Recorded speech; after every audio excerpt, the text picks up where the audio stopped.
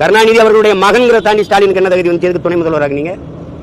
இப்ப உதயநிதிக்கு ஸ்டாலின் ஐயாவுடைய மகன் கருணாநிதி பேரன், அதை தாண்டி தகுதி என்ன இருக்குது? எதுக்கு துணை முதல்வராகிறீங்க? இதான் உலகத்துல கொடிய சனாதனம். வீட்டுக்குள்ள கொடிய சனாதனத்தை வச்சுட்டு நாட்டில் சனாதனத்தை எதிர்க்கிறார். என்னது சனாதனம்னா என்ன? முதல்ல சொல்லி. இதுதான் சனாதனம். பிறப்பினாலேயே கருணாநிதிக்கு பேரனா பிறந்தது, ஸ்டாலினுக்கு மகனா பிறந்ததுனாலேயே துணை முதல்வராக தகுதி வந்திருக்கு பாரு. இதான் சனாதனம். இதான் சனாதனம். வேற என்ன சனாதனம் எங்க இருக்கு? என்ன தகுதி இருக்கு? செங்கல் காட்டிட்டாருங்கிறான். செங்கல் வச்சது யாரு? வச்சது யாரு? எய்ம்ஸ் மருத்துவமனைக்கு வச்சது யாரு?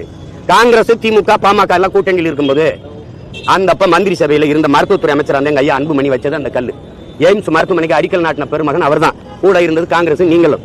இத்தனை ஆண்டுகள் ஆயிடுச்சு கட்டளை. இப்ப 39 உறுப்பினர் போன முறை கொண்டு போனீங்க, இந்த முறை 40. என்ன பண்ணிட்டு இருந்தீங்க? பேசி கட்ட சொல்லாம என்ன பண்ணிட்டு இருந்தீங்க? அடிக்கல் நாட்டின பிறகு அதுக்கு பிறகு எத்தனை முறை உங்க ஆட்சி இருந்தது? எத்தனை நாள் இருந்தது? 9 ஆண்டுகள் இருந்தது. காங்கிரஸ் 10